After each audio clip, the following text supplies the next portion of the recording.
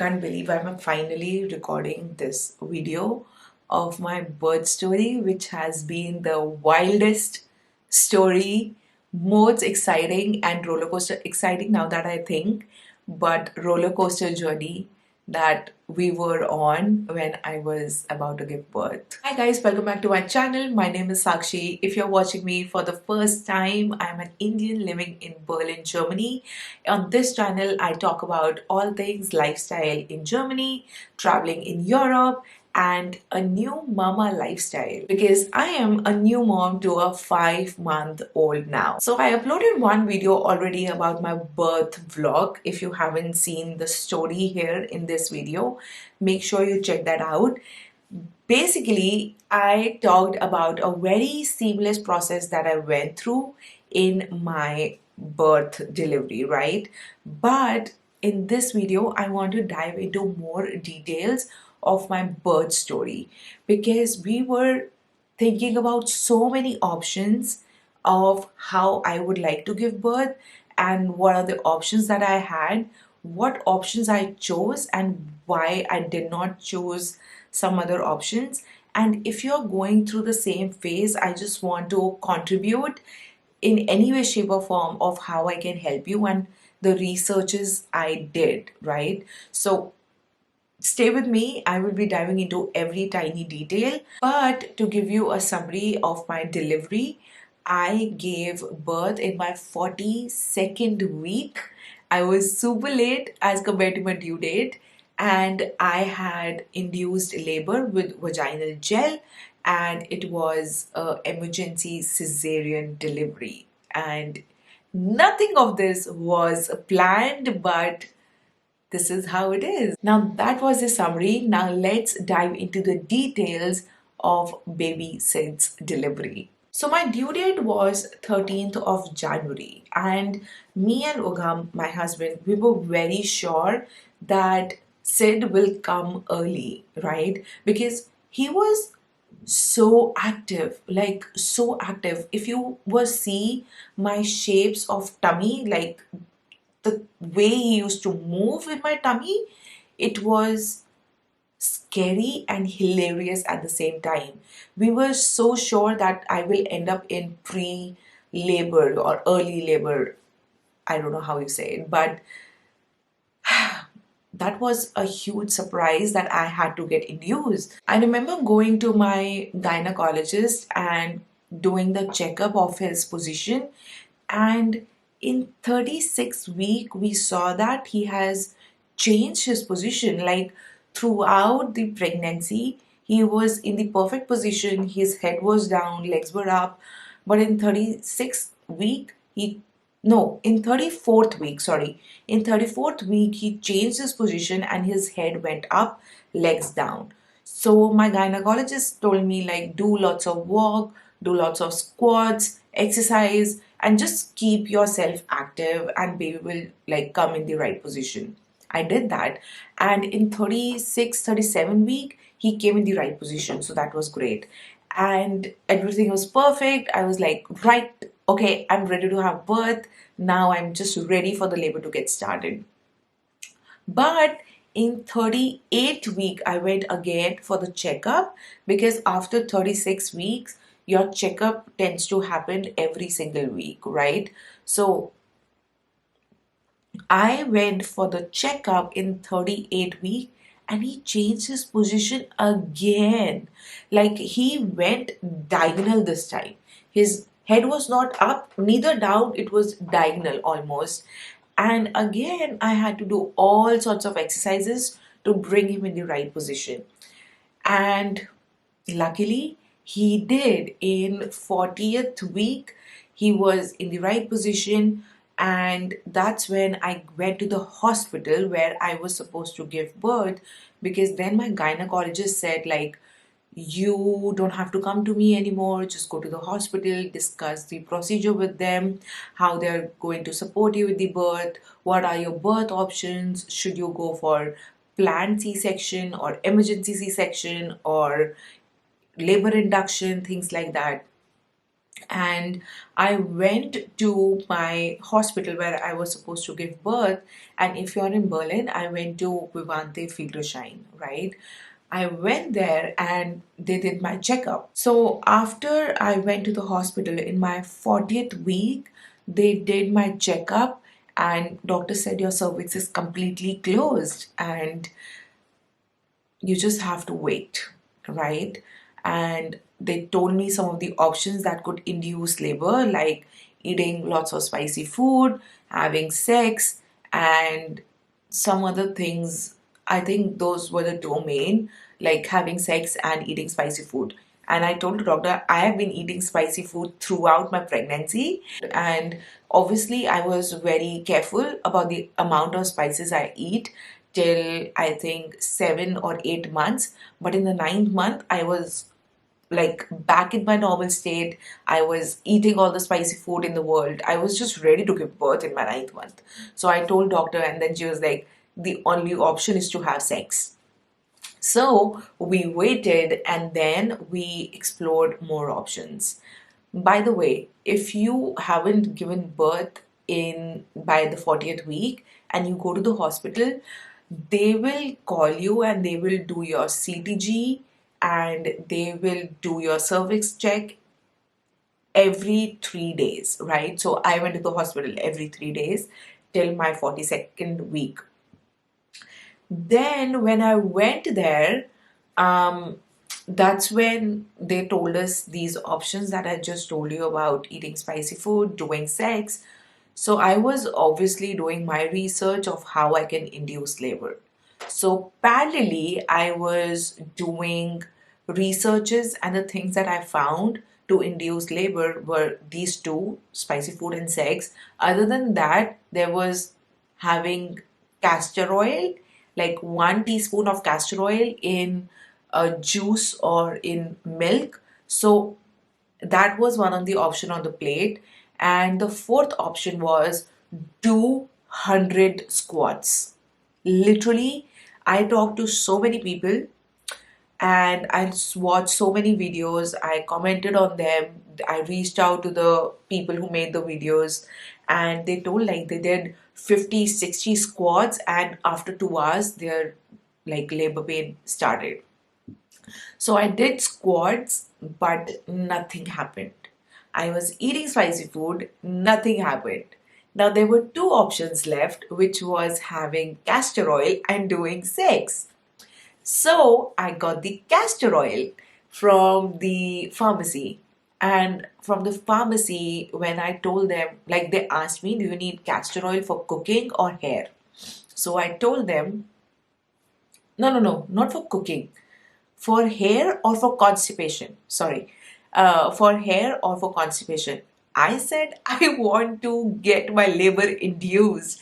That's why I need castor oil.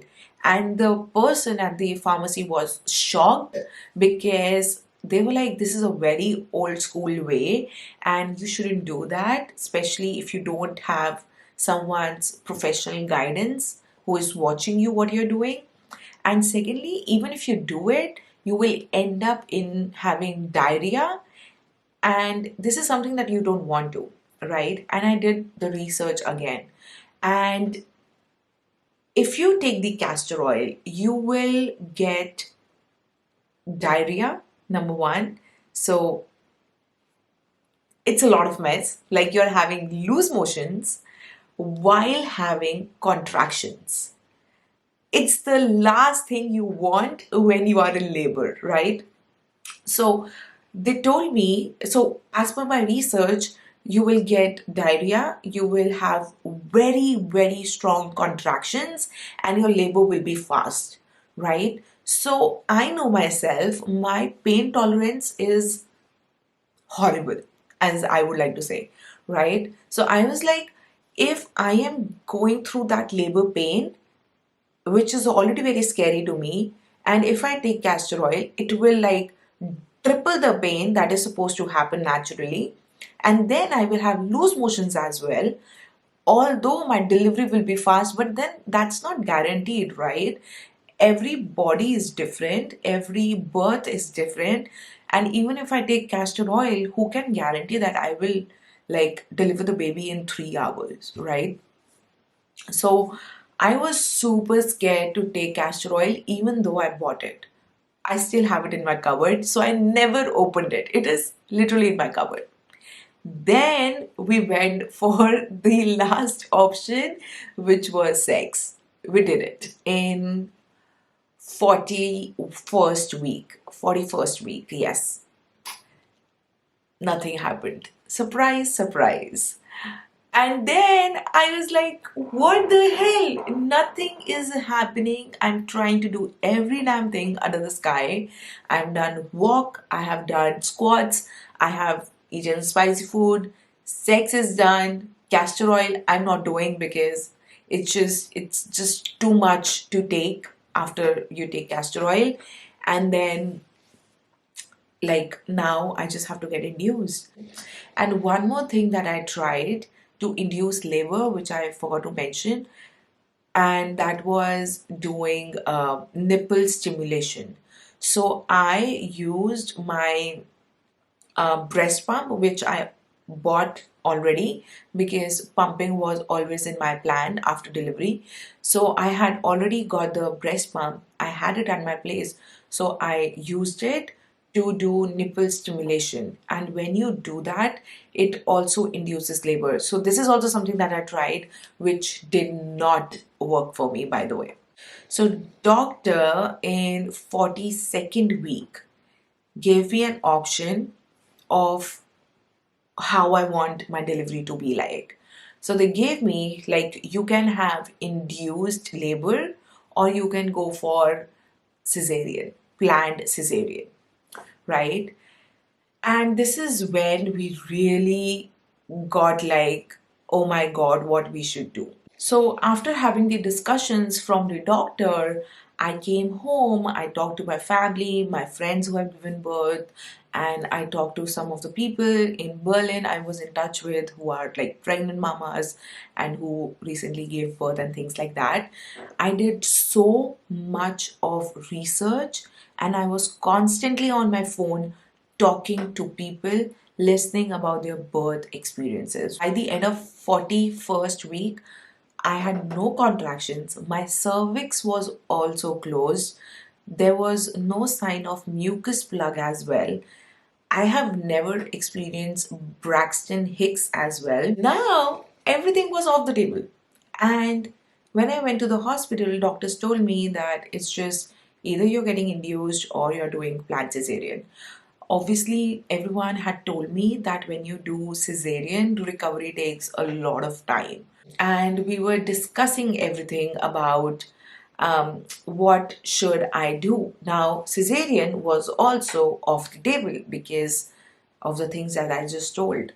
And now I went for the induction process. And when I went to the hospital, actually, they gave me a whole like booklet of if I choose the induction process, what processes should I go for. So some of the processes were vaginal gel. Another one was what was that? IV drip, and that's it, I think. Yeah, and the castor oil also they gave me the option, but it was written that it was old school. We don't recommend it. It's not very smooth. You will experience all this discomfort and everything. Like they had mentioned castor oil on their form as well, but they have also written all the negative things that could happen after taking castor oil. So castor oil obviously was also off the table. Now I had only two options, which is vaginal gel and IV. IV, doctors recommended me that you should take only if vaginal gel is not working or if there is some complication or things like that. But because my case is very smooth, my BP is fine, my baby's position is correct, his heartbeat, his BP, everything is perfect, I should go for vaginal gel. This is what doctors recommended me. So when I came home, I discussed with everyone again, I did the research again, and I met this girl who also had the vaginal gel delivery, and her experience was so good. And I was like, okay, let's do it. So I got admitted in the hospital on 22nd of January. So I got admitted in hospital around 12, where they gave me a bed, my room. They like made sure that I'm comfortable before I get induced. And then I had my lunch. Everything like was going very like how it is supposed to be, right? Very straightforward, as planned, very comforting. At 2 p.m. they gave me my first dose of vaginal gel, and I was with CTG on me for another like 1.5 hours, because after giving vaginal gel, it is like there are chances that heartbeat can fluctuate of the baby or your BP can fluctuate, and that is why they do CTG for another 1 to 2 hours or maybe three, it depends, right? So in my case, they did for 1.5 hours. Everything was perfect, and after like 1.5 hours, they just told me not to leave your room, stay on your bed, and just be there. And if anything happens, come to the doctor's room or ring the emergency bell. So I waited, and before they actually give you vaginal gel, like next dose of vaginal gel, they wait for I think 8 hours, right? So I waited till 10 at night, because yeah, this is how it's supposed to be. Nothing happened. Even in vaginal gel, they induced the labor. Nothing happened. And my baby was moving so fast in my tummy. Only if I could make you feel that. Nothing happened. My cervix was still closed. They induced me with vaginal gel. Nothing happened till 10. I went to the doctor. I was like feeling normal, like no sign of labor, no Braxton hiccups, no Braxton Hicks, sorry, no hiccups, no Braxton Hicks, no sign of mucus plug, no contraction, not even minor contractions, nothing. I was like normal as I'm right now, except the cold. And then I went to the doctor at 10 p.m. at night. I told them, like, hey, nothing is happening. What should I do? What am I supposed to do? And they told me we can do the second round of vaginal gel, which will be like a little bit of higher dose. And they did the, but they suggested me that they should do that in the morning, because if they induce me at night, um, and I am too tired because I haven't slept all day and things like that, I will not be able to go through the delivery, because you have to use all your body's energy, obviously, to push and get the baby out of you. But then I was just ready to have my baby in my hand and out of me. So I told them, like, I'm ready to do right now. They tried to convince me 4 or 5 times that I should wait till the morning, but I said, no, we are doing this right now.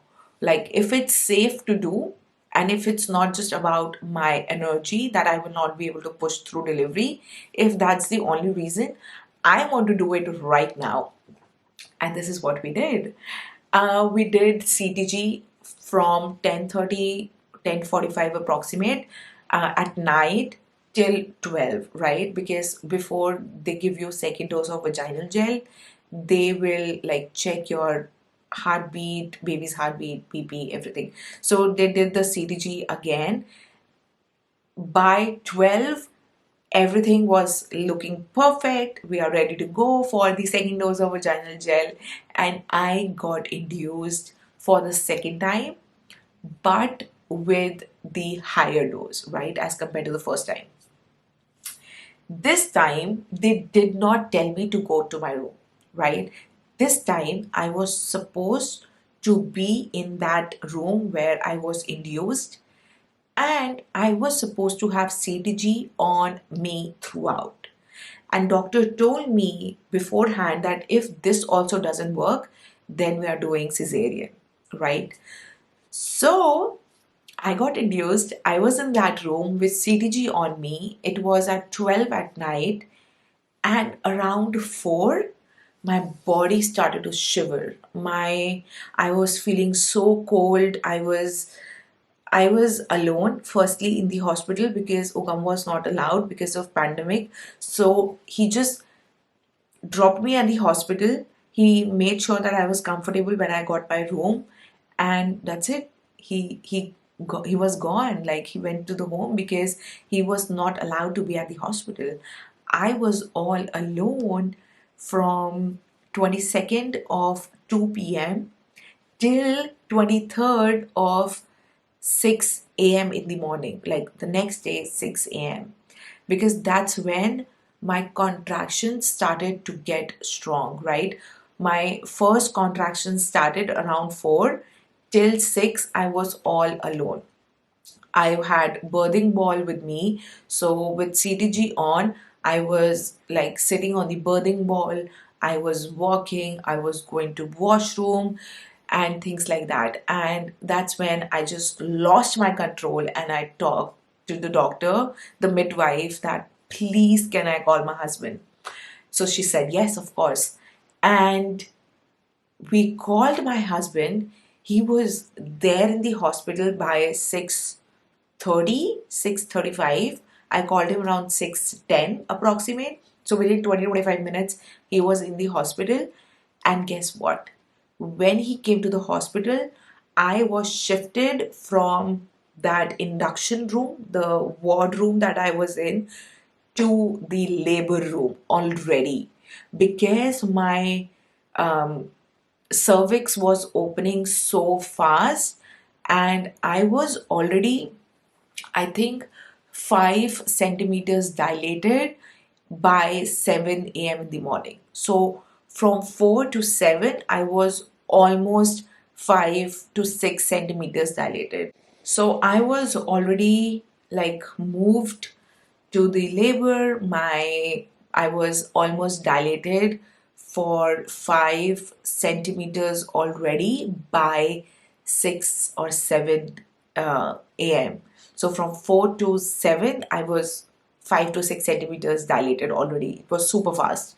And that's when I lost the pain tolerance as well. And ever since, like, I was planning my birth, I was like, we were doing the birth plan already, and I had my mind open that if I'm not able to tolerate the pain, I will go for epidural. And I had talked to everyone around me, my sisters, my cousins who got the epidural. Everyone said, like, it's good, it's fine, right?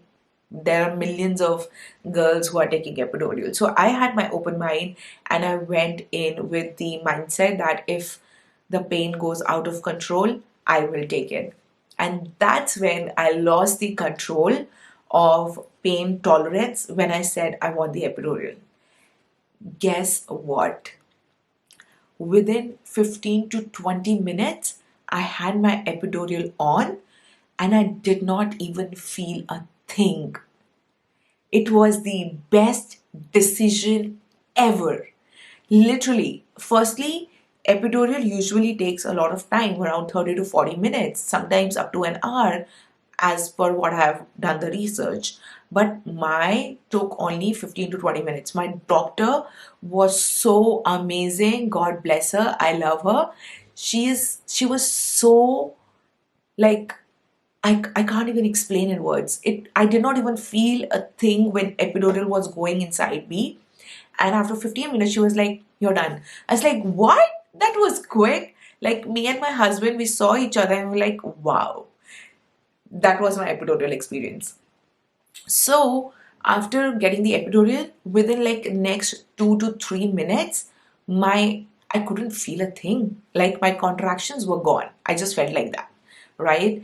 And that's when things got actually tricky after that.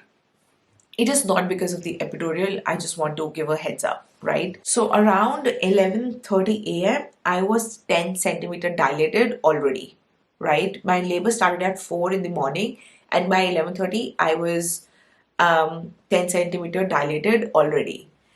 But here are the series of turning events that happened. Number one, Sid again started to change his position in my belly.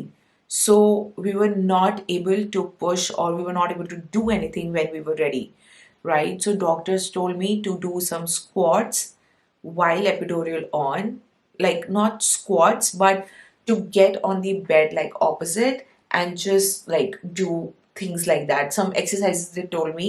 So I was under the guidance of midwife when I was doing those exercises, right? So to bring him in the right position. So I did all the exercises with the epidural on to bring him in the right position because he literally changed his position there only. Can you imagine how active he was in my belly?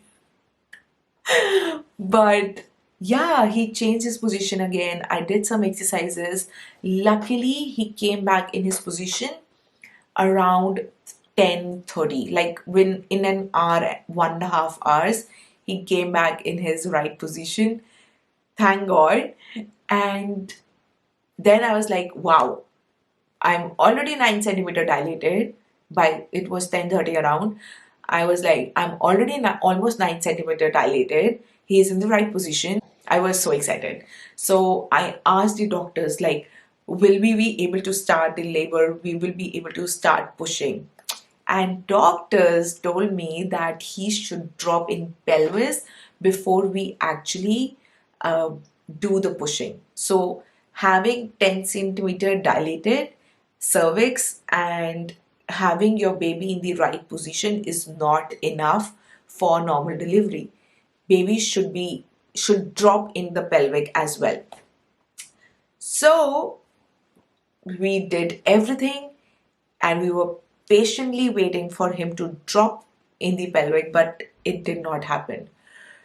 And from 10:30, no, from 11, around 11 a.m., his heartbeat started to fluctuate so much, right? If you know, babies' heartbeat are around 160, 170, 150 in belly, right? It's super high as compared to us. It's almost double. But his heartbeat dropped to 90. Sometimes it also touched 75 or 80 once, but it was around 85, 90, 100. So it was going less, less, less. And it started to get really scary about his survival. So doctors were giving me hints that it might end up in emergency C-section. Like we might have to do your cesarean, we might have to do operation and things like that. It was getting super scary, right? It was like I was just wishing that everything goes smoothly, and above all, just I want my baby in my hand safely, no matter how this whole thing's end. I just want my baby safely in my hand. He should be healthy. That's what I care about. But doctors were like preparing me psychologically that we might end up doing that. And there came at a point where the doctor who was putting the epidural on, who put the epidural, she was extremely nice, extremely professional, so soft spoken, like so comforting. Just I can't admire her much, but she told me that we have to start pushing now. Like at 12:20 approx, she told me we have to start pushing now suddenly because the heartbeat was so low. My BP was also fluctuating. When I was actually doing the exercise before, I threw up because my BP was fluctuating and I literally told my husband that I feel like I'm going to faint, right? And when I was doing the exercises to bring him in the right position, I did vomiting as well. After getting the epidural, these were series of turning events. And when he came in the right position, and doctors could see like his hairy head, and doctors told Ugam like, oh wow, we can see his black hair and things like that. But still I couldn't understand, if they can see baby's hair, how is he not so low that we can have like delivery right now? But it's just those technicality and technical things that we don't understand. That baby has to drop in pelvis, which we don't understand, because even though baby is so down that they can see baby's hair, we can't push. But baby's heartbeat started getting so low, where doctor told me that we have to push right now. And that's when I started pushing, and I just did one push. Nothing happened. They could see baby's hair still, like head, but nothing happened. And when I did second push, that's when doctor suddenly out of nowhere started removing my epidural, not the epidural, but the things that I had on my, like, on my arms, and all the wires and everything. They started removing everything. Two midwives came, they picked me from my hand. Two midwives held me from my legs. They shifted me to another bed, and suddenly the doctor said, we are doing the cesarean right now. It's the emergency. And before I could say anything,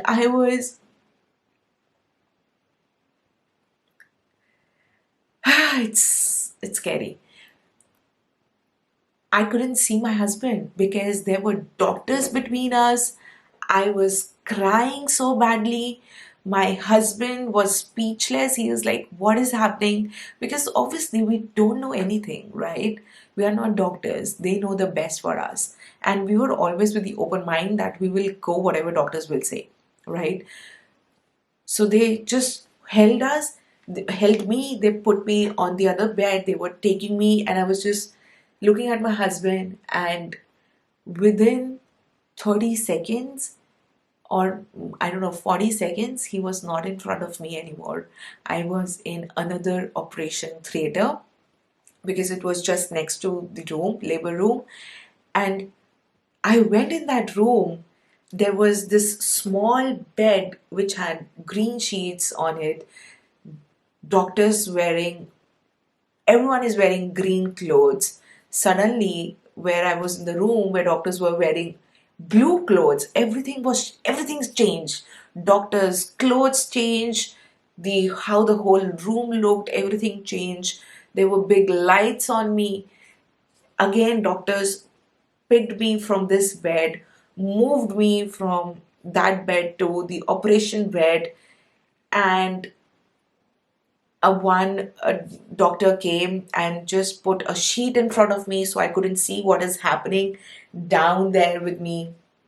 And suddenly, just I told doctor, like crying, like, what is happening? I'm scared. I remember like just saying him, crying, like, what is happening? Please tell me. And doctor told me with a mask, like a oxygen mask or something like that. So he just told me, think of a beautiful memory, and will be fine. And I remember thinking of my meeting with Ugam when we went for a coffee first time. And he literally put that thing on my face, and he told me to think. I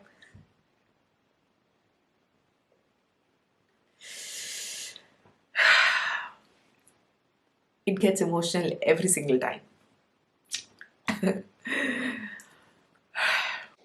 He just put that mask on my face. I remember thinking of our first meeting. I took two deep breaths. That's it for me. That's it for me. And on the other side, Ogam was lost. He didn't knew what was happening. He was so scared. He was in the fear that, I don't know, he might lose both of us. What is happening? He also went numb. After 10 minutes, literally around 1, I was in the operation theater. Around 1:10, doctors came to Ugam and said baby and mother both are fine, but baby is on the ventilator because of his low oxygen level. And doctors asked that if he would like to see the baby. Of course, Ugam said yes. So Ugam went with them and he saw Sid on the ventilator for the first time. And he just saw his baby lying there on the ventilator with mask on, with oxygen monitoring thing on his feet. And then luckily in 10 minutes his oxygen was stabilized, everything was fine. He removed, like, doctors removed him from the ventilator and gave him in the hands of Ugam, and he was just holding him and he was doing skin to skin because when Ugam, this is a beautiful thing, when Ugam touched Sid for the first time, Sid literally did his leg, like it kicked him, right? And that's when the midwife said that he can recognize your touch, which is so beautiful because in the entire pregnancy, Sid used to like respond whenever Ugam used to put his hand on my tummy. So, how magical it is that when baby came in this world, he could recognize his touch, and as soon as Ugam touched him, he kicked, and midwife said, quickly remove your shirt, do him skin to skin. He will feel more calm and safe, and it will help his heartbeat to stabilize even more. So that was the most beautiful thing when I heard. And Ugam just held him, he put him on his chest for 1 hour. This whole time, Ugam don't know where I am. Midwife just told him that earlier I he told midwives told him that I am being stitched, and later on midwives told him that I am sleeping and they will bring me in some time. So Ugam was just sitting with Sid on his chest, just trying to calm his baby, give him all the love and care, and waited for me meanwhile. Midwives got me in the labor ward again where Ugam was around 2, around 1:50, and in 10 minutes I woke up, and I woke up in the most traumatized state possible because when I woke up I suddenly started shouting. Those were the hormones, right? My hormones have dropped drastically, and it was anesthesia's effect as well. So, as soon as I woke up, I started shouting, I started crying so badly. Like, I was crying so badly that I couldn't breathe. And I was shouting, where is my baby? Where is my baby? And Ugam was standing on my right side, holding my baby, and he said, that baby is in my hand, calm down, it's okay, everything is fine. He was just trying to comfort me. And I was shouting, and I was still shouting because I don't know what was going on. And I was crying and shouting above all. So Ugam asked midwife, like, what is happening? She's never like this.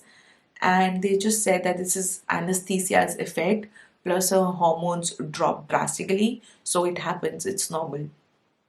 So Ugam made me touch Sid's hand, um, and that's when I told him I can't see anything. My vision was blur. scary. It's scary that you can't see anything even though your eyes are open. So I was trying to say this to midwife, to Gum.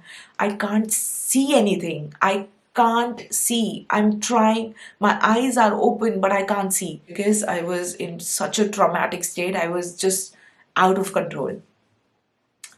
That's when I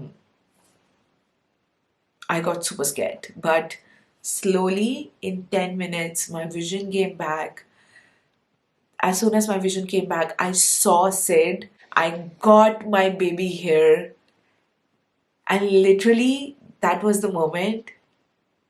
Everything was so quiet, so calm, so peaceful, and everything was just worth it, you know. Everything was just worth it.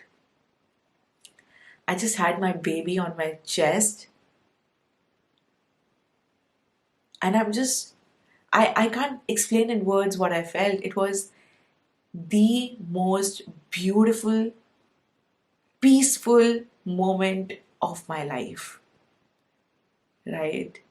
And everything was just fine. And yeah, I had my baby here. I was all fine. Ugam saw me, his baby, his wife, both were fine. And that's when we actually we had our happy ending. And that's when we called our family, things like that. They moved us in our room, and yeah, Ugam just made us comfortable before he left the hospital because he was not allowed. He was allowed only for 2 hours in the hospital from 3 to 5 p.m. So he came next day. But yeah, Ugam left around 9 p.m. at night, and next day he came at 3. And yeah, this is how my son's delivery happened, and it was the most traumatic event of our life. But now that I have come 5 months ahead from that event, I just have to say it was all worth it. You know, when you are being a parent, the only thing that you want is to have a healthy baby, right? And when you have that healthy baby in your hand, you just you're just so thankful that he's healthy, he's safe, he's with us, and whatever happened, it was just worth it. So, this was my birth story. I hope this was helpful. This was my whole experience from start to end. We are now a family of 3, which is the most beautiful thing ever. I really hope this video was helpful to you. If you liked it, please give it a like, subscribe to my channel, comment down below, share your love, share your story, share what you were thinking as I was sharing my birth story with you. I'll see you in my next video very soon. Bye everyone.